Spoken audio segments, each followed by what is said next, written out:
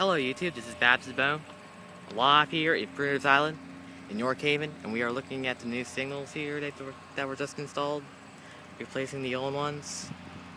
These are new cantilever signals plus a median signal. That's the third signal.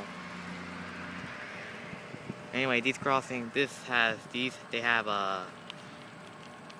WCH Mechanical bells, plus some LED lights and some crossbucks.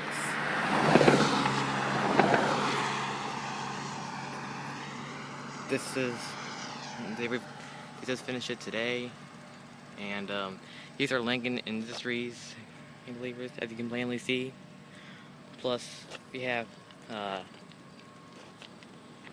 progress rail lights, dull progress rail lights, and as you can see, there's a street light installed on both signals. And you can see they just recovered stop on red signal signs here. They placed it on the